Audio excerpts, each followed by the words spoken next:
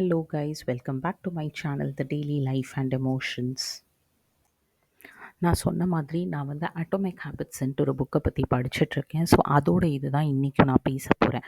அதில் வந்து habit staking அப்படிங்கிற மாதிரி ஒரு விஷயத்தை பற்றி பேசியிருக்காரு.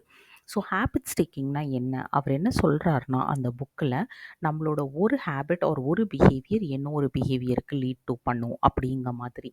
ஸோ ஃபார் எக்ஸாம்பிள் இப்போ நான் வந்து இன்றைக்கி நான் டயட்டிங்கில் இருக்கேன், சாப்பிடவே கூடாது அப்படின்னு நினச்சிட்ருக்கேன்.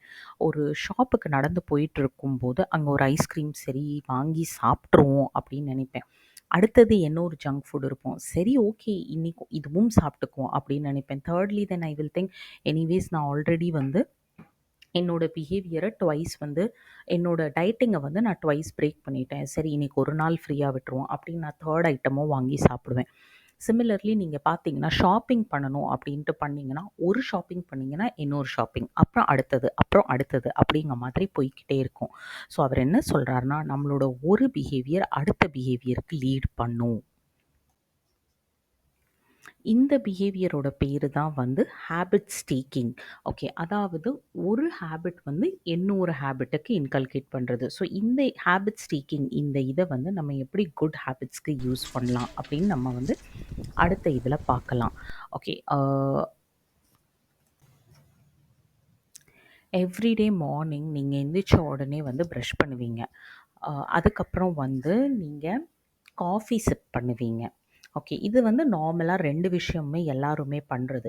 ஸோ இன்கேஸ் நீங்கள் வந்து இதுக்கு நடுவில் உங்கள் எக்ஸசைஸை ஃபிட் பண்ணணும்னு நினச்சிங்கன்னா you should put this habit is wake up from bed, brush my teeth, sip some water, do exercise and have coffee அப்படிங்கிற மாதிரி.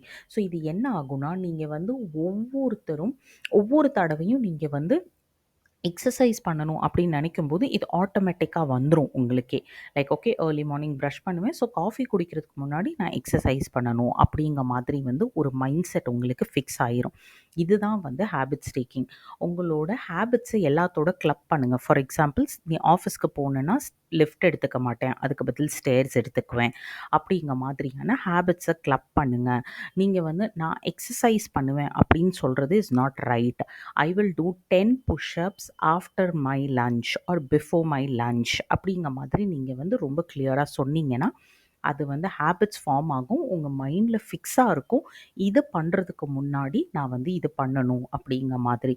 So this is one strategy which the author has told, like to build new habits. Hope this video was helpful for you. I'll meet you up in the another video with some other content. Until then, tata, bye bye.